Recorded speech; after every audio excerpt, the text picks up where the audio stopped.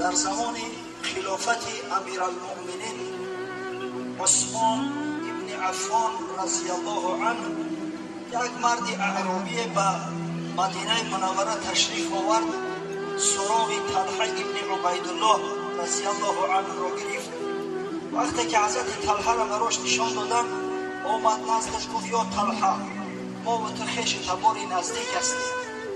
پیغمبر خدا صلی الله علیه و سلم مسلمانان را وسیله نقیب دعوت کرده است، چرا ما را در مد نظر نمیگیری؟ بسیار زندگی مشکل دارم، قرضدار هستم و هزار امید نزدت آمدم. حضرت طلحه ابن عبیدالله از اشراف قریش بود. قریشی ها نسب شناس بودند. اصلا نسب شناسی علم است و کسایی که نسب شناس بودند عالمی اون زمان خود محسوب میشدند. وقتی پرسیدش که منسوب به کدام قبیله هستی، در حال نزد حضرت واضح و آشکار شد که همین مهدک بیچاره دروغ میگه. یگان رابطه و نسبت به قریش و به مضر ندارد، چی جای به طلحه ابن عبیدالله. اما دید که مرد واقعا کار افتاده است، از اوی مشکلی و اجباری دست به دروغ زده است. اون برادر جان، بسیار وقتم خوشی که برای یک ریش تباری پیدا کردم، من از وجود دیده خبر نداشتم. الحال گفت چی میخواهی؟ گفت یک دست قرضدار هستم، اگر یک کمک رو میکردی. گفت برادر حالی پولی نلیچگه ندارم، مبلغی تیار در دستم نیست، اما یک زمین دارم. همه حضرت عثمان 90,000 درهم خریدار شده است. خلیفه مسلمان همون را چند بار شد التماس میکنه که در 90,000 درهم همون زمین را به من بده و فروش نمیتونش. اگر بخوایم اون زمین حلیت میکنم. یه عربی گفت من زمین را چیکار کنم؟ من در اینجا مسئول شدنی نیستم، به همون قوم خودم برمیگردم. گفت یک لحظه صبر کن. نزد حضرت عثمان آمد گفت یا امیرالمؤمنین مبلغ تیاره؟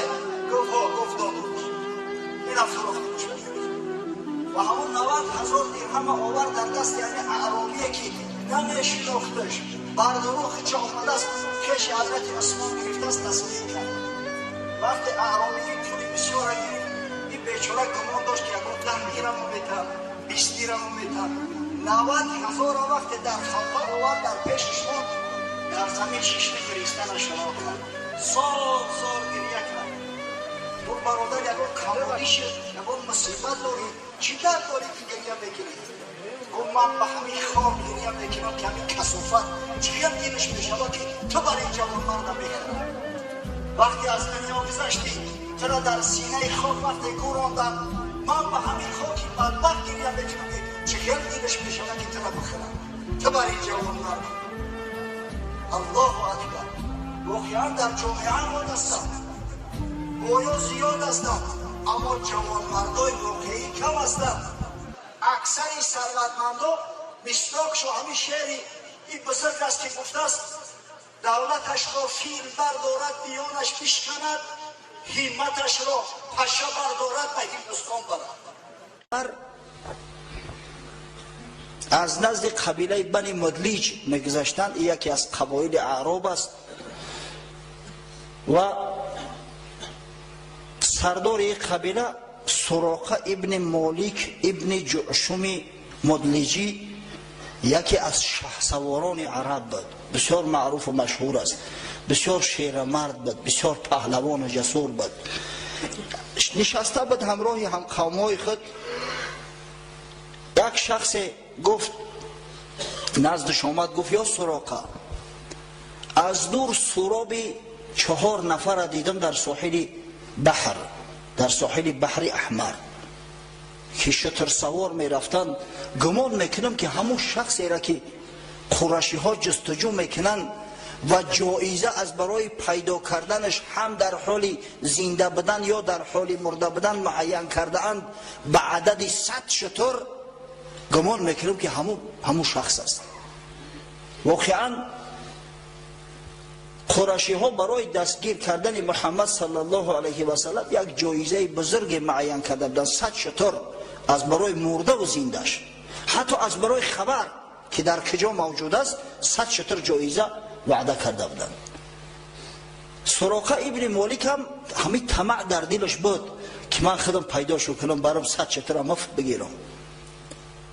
از این خاطر نخواست که در همین عمل کسی دیگر را شریک کند.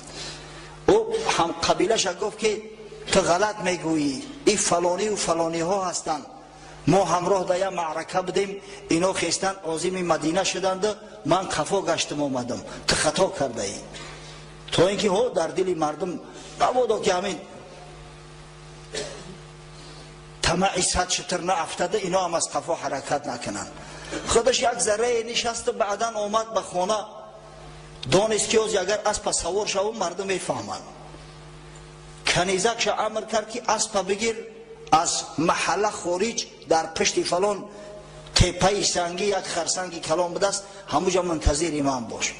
خودش بعد چند نیزه را گرفت، در دست نیزه را چپانه قپید، نوگی نیزه را به زمین کشان دسته نیزه در دستش که اگر مبادا کسی بیند گمان کنه که عصا داره.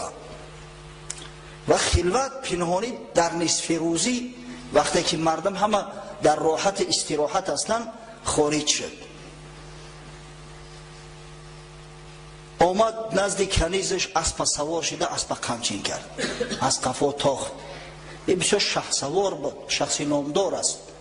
اندک پیشتر بتوزیم، در هنگام جنگ بدر ابلیس علیه لعنه به صورت سراقه ابن مالک در میدان بدر حاضر شده بود. زیرا سراقه پهلوان بود، آدم معروف بود. گفت من همراه شما هستم، تا آخران قطره خون قطعتان می جنگم. اما وقتی که در صف لشکر مسلمانان جبرئیل علیه السلام و همراه لشکر ملائکه ها دید، اگر دم خواده کرده گریخت. این بیچاره قریشی ها گمان کردن که سراقه ابن مالک صدا کردن، ای سراقه کجا میگریزی؟ گفت خاک در سر تو، من سراقه نیستم. او چیزی را که من دیدستم قسم به خدا اگر شما ببینید تلختو میکفه.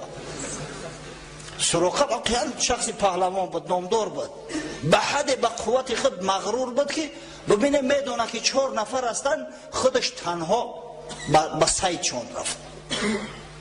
از دور وقت دید چون اسب قمچین کرد، اسب اومد نخست پای اسب غیجید. سراقه پهلوانی عرب، شخصی که در بالای اسب کلان شده است، از اسب اومد در زمین زد، از جاش خیز گفت مرگی تو، خیریت که هم قومم نیستن، اگر شرمنده بشیدم در میان عرب. ایت نگو در همین سین سال اسب غلطی کودکی تو، یک چوندازی نامدار. در دلش اندک شد، غلطید، باری اول از اسب غلطی، باز سوار شد، باز اسب قمچین کرد. همین قدر به حضرت نزدیک شد که صدای تلاوت رسول الله صلی الله علیه و سلم ملکه در گوشش می اومد. ناخواسته پای اسب پیش در زمین غوطش خورد، در همون زمینی که همه سنگ است، دو پای اسب تا خمگشت، تا همون زانو در زمین فرو رفت. و سراقه بیچاره بارنگ یک کودکواری اومد در ته زد، خیست. همین قدر اسب از جاش میخیزاند که خیزه، اسب یک زوری و مشقت پاهاش کشید. از همون جای سوراخی های پاش یک دودی آبی رنگ خارج شد، یک چنگی که مثل دود است. دیگه سراقه در دهشت غلطید که در زمین سیاه این دودی آبی رنگ است کجا پیدا شد. فهمید که اینجا چه گپی هست. سبحان الله، خدا که هدایتت کنه مشرک میفهمه و بعضی مسلمان زاده های احمقی ما نمیفهمن. صدا شو کرد، هی محمد صلی الله علیه و سلم، یک دم صبر کنی، من فلانی هستم، قسم به خدا به شما یگان کینه و کدورت ندارم، دشمنی ندارم. یک لحظه گفت صبر کنی، مرا گوش کنی. حضرت ایستاد، صدیق می ترسید، گفت یا رسول الله این بدبخت در شکار ما است، یا سراقه ابن مالک راهزن است، مبادا که یگان آسیبی به ما برسونه. اما حضرت صلی الله علیه و سلم به حد آرام بود، زیرا بشارت از جانب خدا براش اومده بود. گفت یا ابابکر لا تحزن ان الله معنا. هی ابوبکر گفت تو محزون نشو، تو ضیق نشو، خداوند همراه ماست، تو چی میترسی؟ سراقه ابن مالک نزد حضرت اومد، گفت من فلان شخص هستم، شما میدونید که قریش از برای دستگیر نمودن محمد صلی الله علیه و سلم 100 شتر وعده کرده است. 100 شتر. واقعا من به طمع همون شترها خارج شده بودم، اما امروز میبینم که کار شما حق است، عاقبت الامر شما غلبه میکنید. عاقبت الامر. این من اومدم یک کم توشه دارم همراهم، همه را همراهتون بگیرید، توشه را. اما حضرت از او چیزی نسیتون، فقط گفت سر ما را پنهان بدار. سراقه گفت یا رسول الله یک اماننامه برام بده که یک زمان من هم بگم که پیغمبر خدا صلی الله علیه و سلم در راه ملاقات کرده بودم، بین من و بین محمد صلی الله علیه و سلم چنین و چنان سخنها را بدل شد. حضرت به عامر ابن فحیره به مولای صدیق مراجعت کرد، گفت براش یک اماننامه بنویس از نام محمد صلی الله علیه و سلم به سراقه ابن مالک. وقتی که می نوشت پیغمبر خدا صلی الله علیه و سلم راههای دور را مشاهده میکرد، سالهای بعدی را مشاهده میکرد، خداوند حجاب از پیش چشمش گرفته بود. گفت یا سراقه گفت زمان می شود که ملک کسرا و ملک قیصر در زیر تصرف مسلمانان می درآیند. زمان می شود که مسلمانان صاحب تخت تاج کسرا می شوند و سواری های کسرا، دستبندا و علنگوهای کسرا را در دستی تو می کنند و تاج کسرا را در سرت بگذارند. برای سراقه واقعا عجیب می نمود، همچنانه که برای تمام مردم مکه، برای مردم قریش عجیب می نمود که این پاچکنده ها چه خیلی آرزوی قصر کسرا و قیصر را میکرده باشند، در صورتی که همیت تکنون به زور می آوند، کسی در دنیا ای را نمیشناسند. این مردم مجهول چه خیلی آرزوی تخت کسرا را میکرده باشند.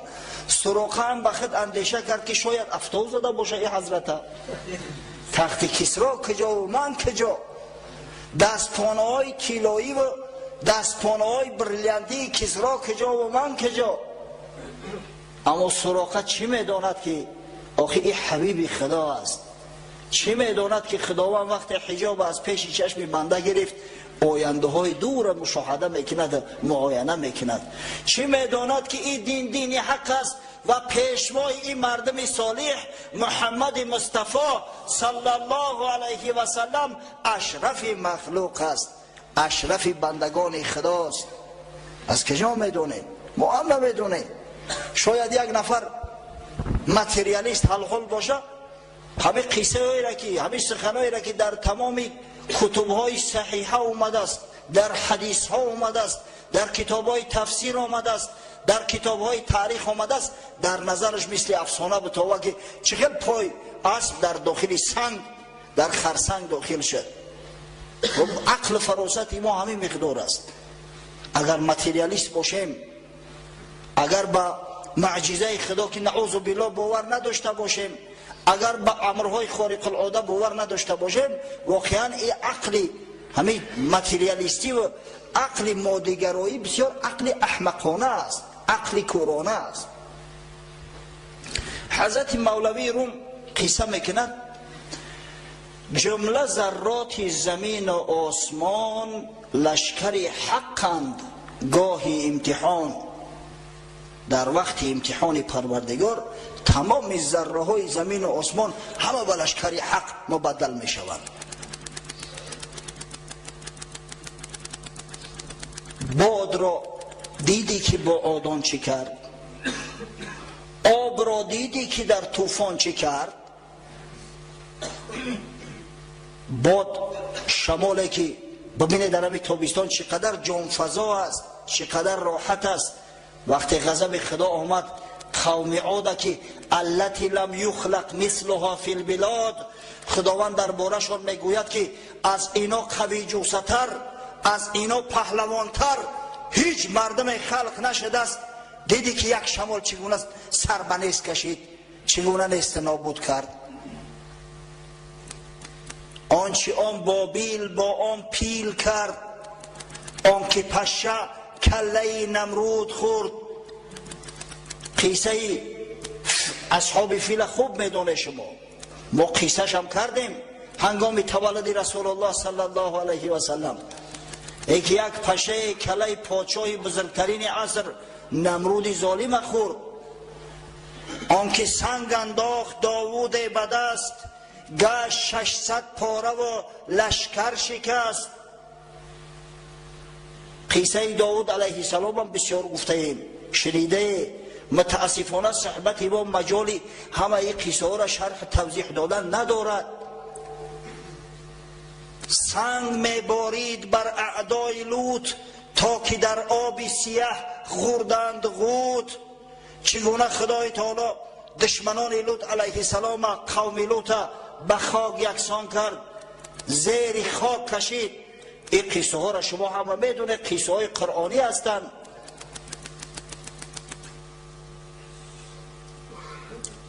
در همین حیات هم هر روز میبینی از برای خدا یک دولت بزرگی را که از روی استحصالات بعد امریکا در جای دیگه می ایستاد.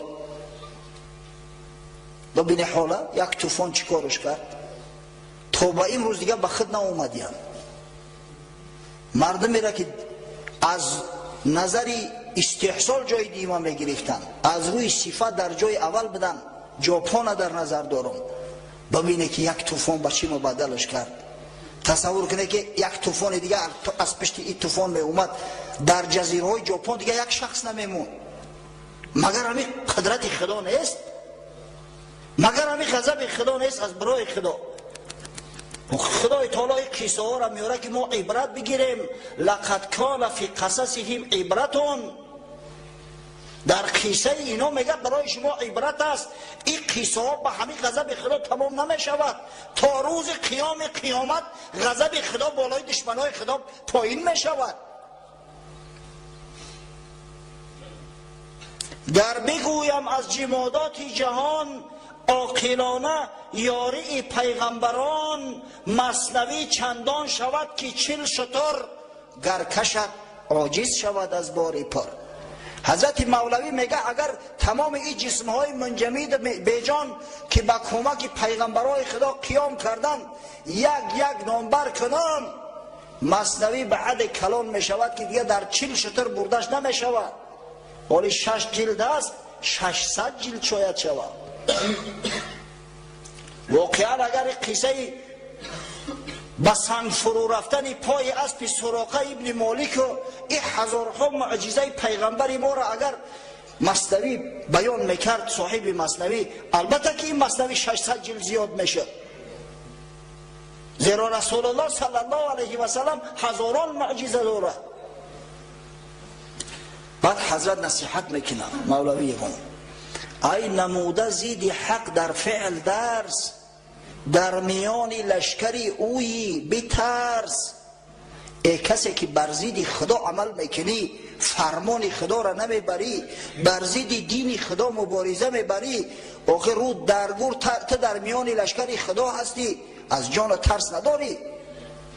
شاید او قصر 3 آشیانه و 4 آشیانه قبرت شود، یک زمین لرزه میشه در زیر قصر خودت زیر خاک میمونی. شاید او جیپی که امروز کتکی کرده با سرعت 100 یا 150 کیلومتر در شهر میدوانیش، انمو تابوت آهنیت بشوه. در میان لشکری اوی بترس، جزو جذبت لشکری او در وفاق. مرد را اکنون مطیعند از نفاق. تو غره نشو که دست در فرمان من است، سر در فرمان من است، پا در فرمان من است. همه ای لشکری پروردگار هستند. ولله جنود السماوات والارض. خدا راست تمام لشکرهای 7 آسمان و 7 زمین. گر بگوید چشم را کورا فشار، درد چشم از تو برارد 100 بیمار. امر خدا شود همین چشم نازنین فرمان بده، این چشم دنیا را در پیش چشمت سیاه میکنه. گر به دندان گوید و بین ما و بال، پس ببینی تزی دندان گوشمال. یک دندان در درد میآید، دنیای روشن در چشم تاریک میشود، طعام شیرین در کامت زهر میگردد و این تصور که به یگان دردی بد مبتلا شوی چیکار میکنی؟ باز کن طب را بخوان باب العلل، تا ببینی لشکری تن را عمل. ای پروفسوری ماتریالیستی ابلهی که محمد صلی الله علیه و سلم گرفتار بیماری اپیلپسی میگوی، رو در خاک تو عالم نیستی، قسم به خدا عالم نیستی. اینشتین میگفت نауکا بیز ریلیگی خرمید، علم بدین لنگ است، شل است، پای حرکت نداره، تو عالم نیستی بدبخت. باز کن طب را بخوان باب العلل. یک بار دیگه هم کتاب طب تورق بزن، خوشرو نگاه کن تا ببینی لشکری تن را عمل. دکترای دل در تعجب میمونند که همه دل ببینید در یک دقیقه 70 بار فشار میخورده است. 70 بار در یک دقیقه دست فشار بده، دست در کار میمونه. میگه در هنگام جراحی همه خوشرو رفته است، نخست خود به خود دل از حرکت میمونه. یکی از شخصی که دلش حرکت مانده است، همه امید مردم قطع کردن که تمام که این مرد، نخست دل به حرکت میدروید. چون که جان هر جزو وی است، دشمنی با جان آسان کی است. و همه بنده خدا هستند، تمام اعضای بدن تو لشکری خدا هستند، به فرمان خدا هستند. دشمنی با جان آسان کی است. او احمقی که بر ضد دین مبارزه میبرد، بر ضد محمد صلی الله علیه و سلم مبارزه میبرد، او با جسم خودش مبارزه برده است، با سایه خودش جنگیده است. او بدبخت از روی بی عقلی و بی فراستی.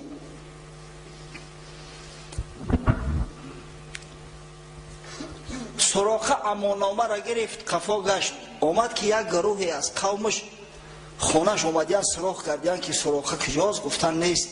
گفتن با این سراقه فهمید که همون 4 نفر گریزگان قریش هستند، برای دریافت کردن همون جایزه خودش تنها رفت. این بدنفس ما را همراه نگرفت. یک گروه شده و می آمدن که از سری رهش سراقه برآمد. گفت بگرده سرگردان نشوی، یا دیگه کسا بدیانه، ما هم فند خورده می قفاشو رفتیم. و همه خیل شخصی که در ابتدای روز دشمن شدیدترین محمد صلی الله علیه و سلم بود، الکی در انتهای روز به یک دوست و به یک جان فدای محمد صلی الله علیه و سلم بدل شد. اندک پیشتر بتازیم، در زمان خلافت عمر فاروق رضی الله عنه، تیصفون به دست مسلمانان فتح شد. ما در موضوع حضرت عمر و کشورکشایی مسلمانان در زمان خلافت حضرت عمر 9 جمعه گپ زدگیم. انشاءالله قوم مسجد ما خوب میدونن که چین و تیصفون فتح شد و غنیمت جنگی زیاد به دست مسلمانان غلطید، از جمله تخت کسرا، تاج کسرا، لباس های کسرا، انم علنگو و دستپانه های کسرا و همه اینا را به نزد حضرت عمر که خلیفه مسلمانان بود فرستادند. حضرت از همین قصه با خبر بود، از سخنی که رسول الله صلی الله علیه و سلم به سراقه ابن مالک گفته بود در همون صحرای بی آب در وقت مسافرت با خبر بود. گفت سراقه را پیدا کنه، سراقه را آوردن. حضرت تاج کسرا را در سرش گذاشت و دستپانه های کسرا را در دست سراقه انداخت. گفت یا سراقه، یا داره که محمد صلی الله علیه و سلم، محمدی که به شکارش بر آمده بودی در فلان تاریخ فلان سال برای چی گفت؟ سراقه و تمام صحابه های پیغمبر صلی الله علیه و سلم همه به گریه افتادند. چه شخصهای بزرگی بودند، کسایی که از جمال محمد صلی الله علیه و سلم چشمای خودشون را سیراب کردند، از صحبت رسول الله صلی الله علیه و سلم استفاده و نوش جان کردند. خوشا به حال شد. خداوند رحمت و مغفرت چون کند. در